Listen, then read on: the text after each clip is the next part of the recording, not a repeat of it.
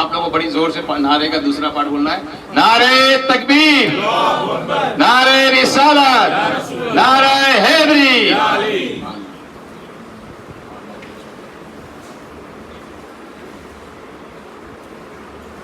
السلام علیکم ورحمۃ اللہ وبرکاتہ. وعلیکم السلام. الحمد للہ رب العالمین والعاقبۃ للمتقین والصلاة علی من کان نبیا وآدم بین الماء والطین وعلی آلہ واصحابہ اجمعین. اما بعد، اعوذ باللہ من الشیطان الرجیم. بسم اللہ الرحمن الرحیم. سبحان الذی اسری بعبدہ لیلا من المسجد الحرام الی المسجد الاقصی. سبحان اللہ. صدق اللہ مولانا العظیم وبلغ رسولہ النبی الکریم ونحن علی ذلک لمن الشاہدین والشاکرین والحمد للہ رب العالمین. درود پاک پڑھنے. اللہم صلی علی سیدنا مولانا محمد وعلی آل سیدنا مولانا محمد وبارک وسلم صلی اللہ تعالی علیہ وسلم.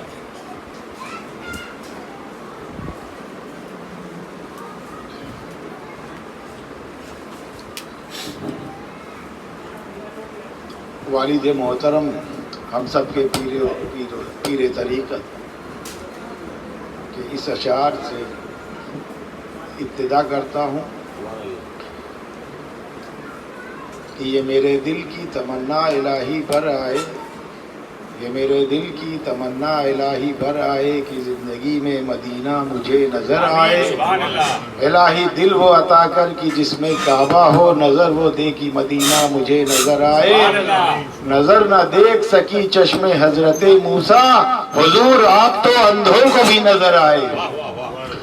اور وہ عرش و فرش کے مالک ہیں، وہ عرش و فرش کے مالک ہیں. آئیں یا جائیں وہ اپنے گھر میں گئے تھے، وہ اپنے گھر آئے. سبحان اللہ، سبحان اللہ. کیا بات ہے.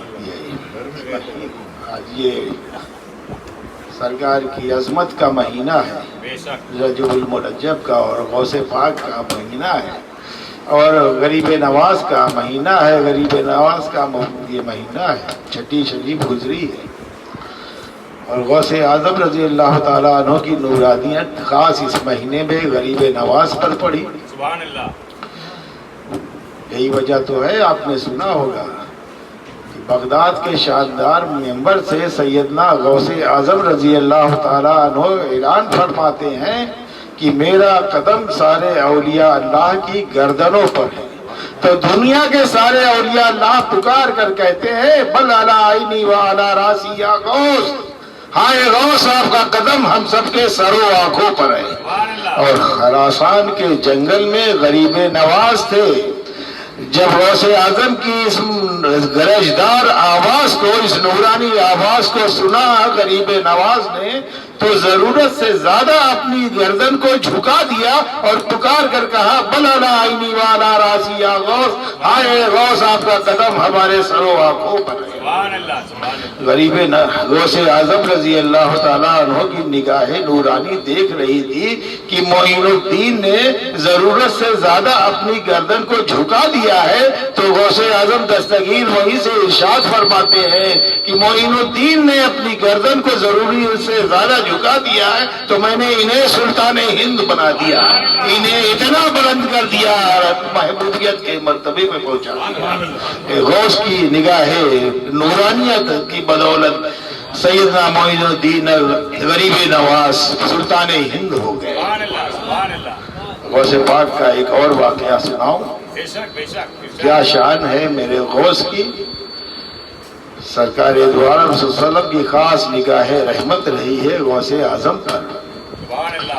مادر ذات ولی پیدا ہوئے، بیعت سے پہلے ہی منصب ولایت پر سرفراز تھے. جنگل میں سیدنا غوث اعظم رضی اللہ تعالیٰ ایک مرتبہ چلے گئے تو بیچ جنگل سے بڑی دردناک اور کراہتی ہوئی آواز ایک شخص کی گونج رہی تھی. ایک ضعیف کی کراہتی آواز گونجی. آپ نے جب اس آواز کو سنا تو بہت بے قرار ہوئے، بے تاب ہوئے، اور اس آواز کی طرف چل دیے.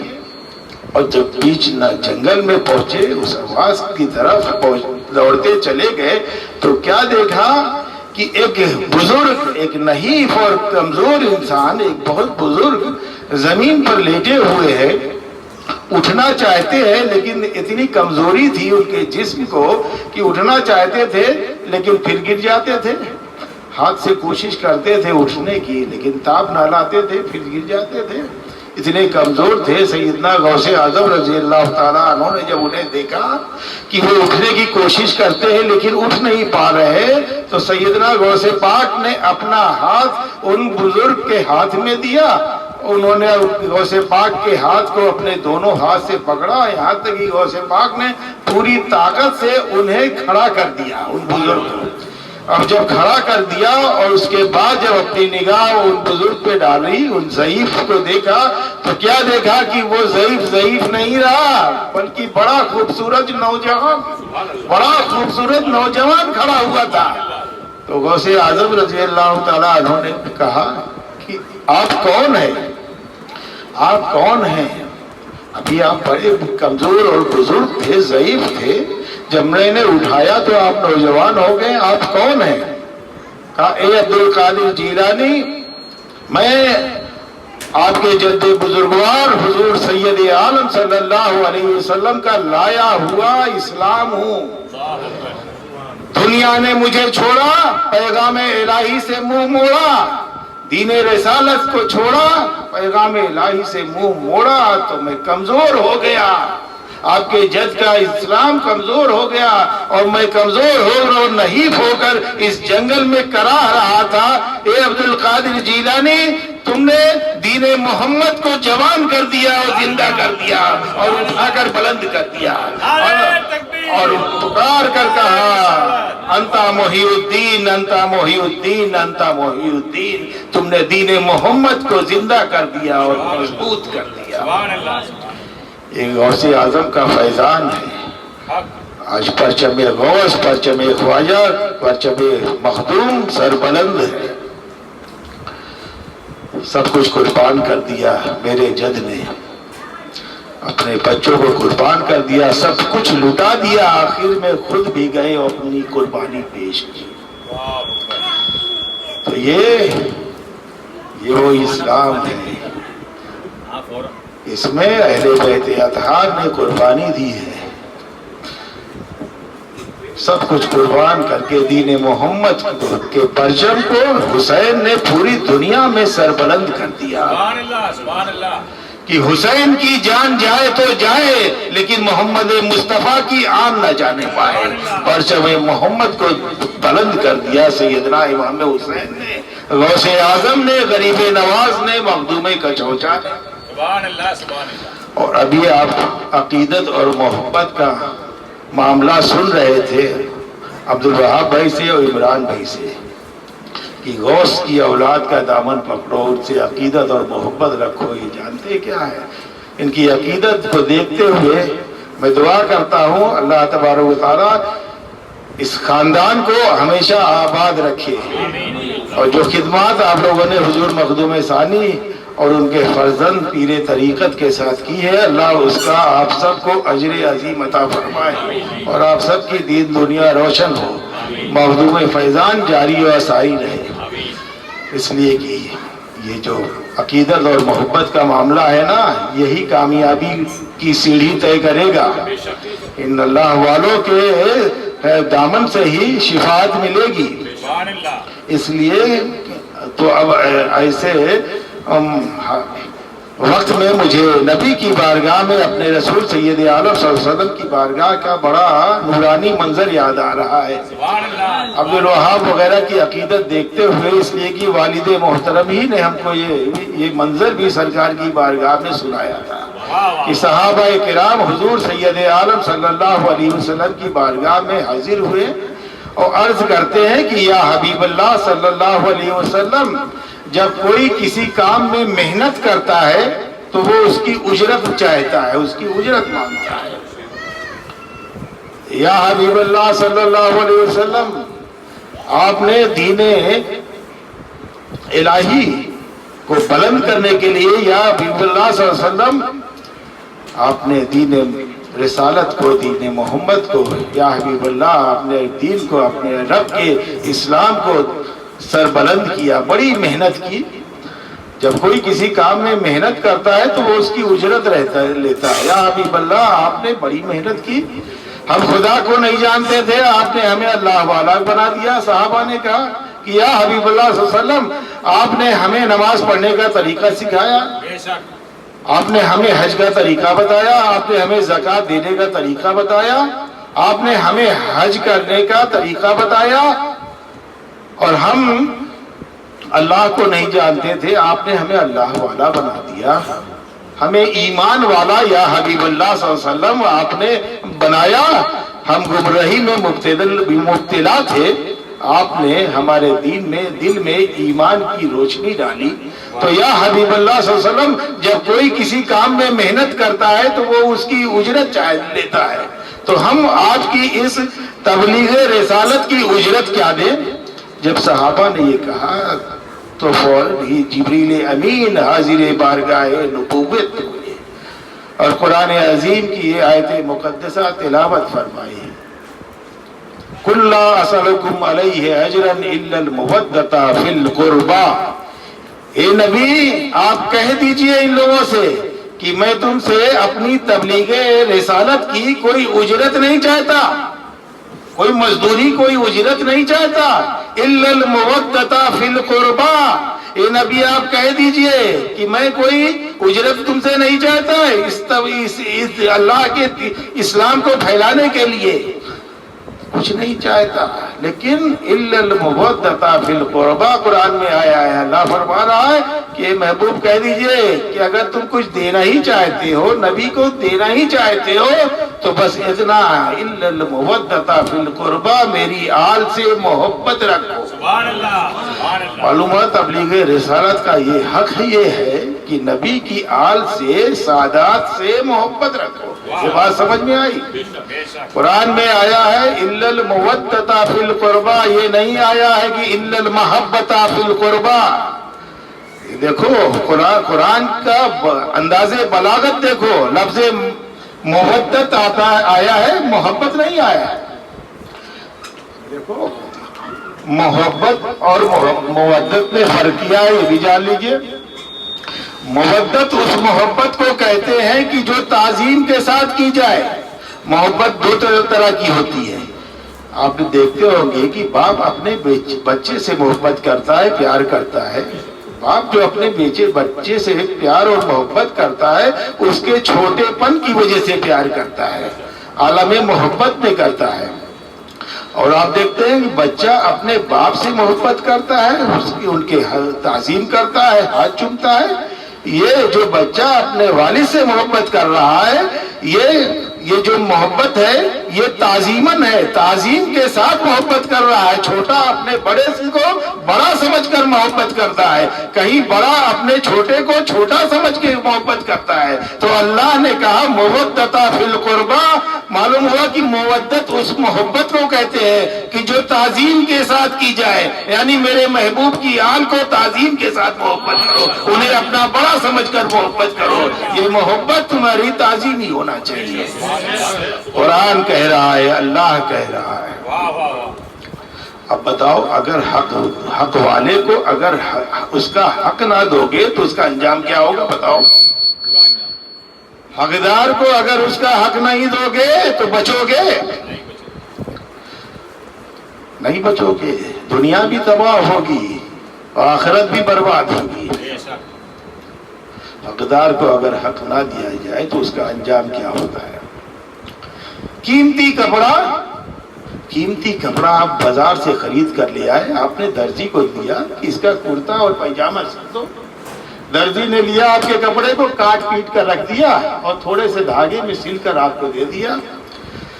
آپ نے اس کپڑے کو لیا درزی سے اور جانے لگے۔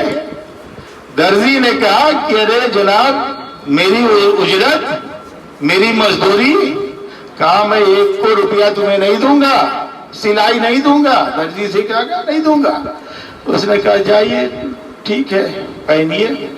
اب بتاؤ، یہ ایسا کپڑا ہے جس نے حق والے کا حق مارا ہے۔ मजदूरी नहीं दिया उसने।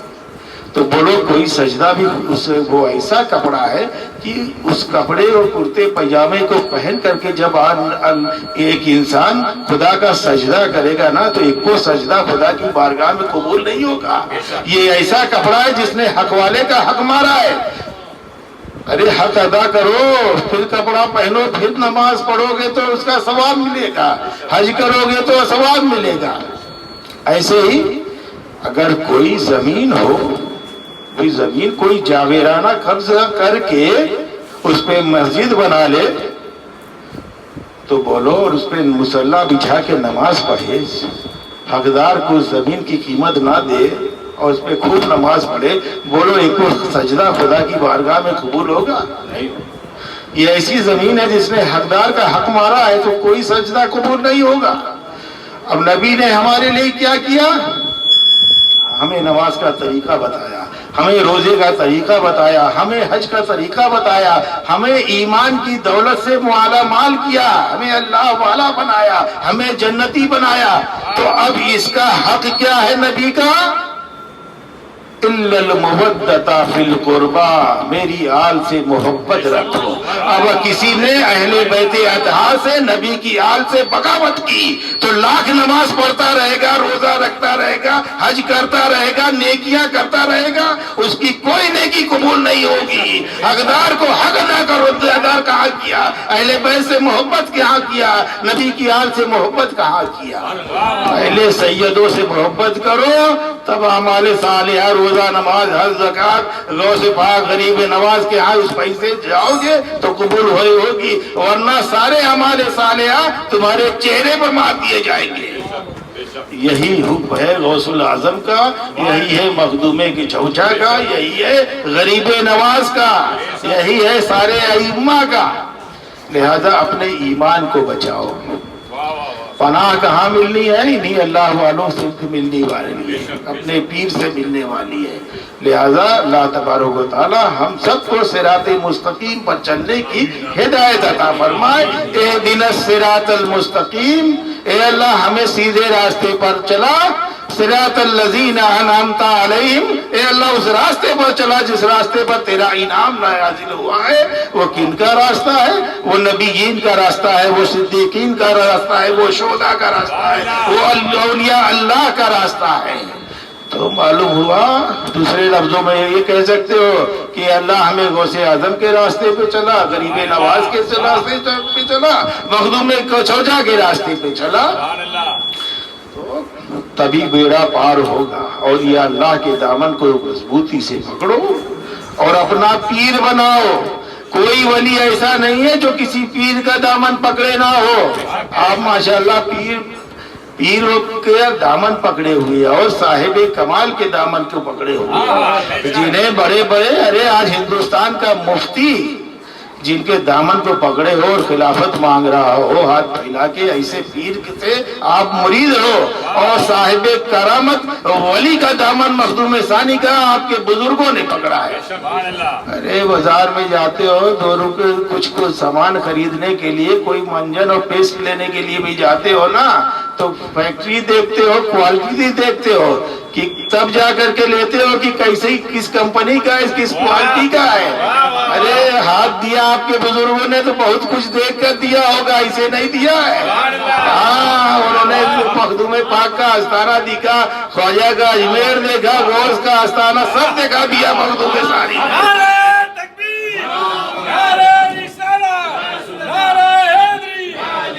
सारी करामत दिखा दी। ये वो मखदूम सानी है जिन्होंने कहा था आधे घंटे में एक बिल्डिंग गिर जाएगी।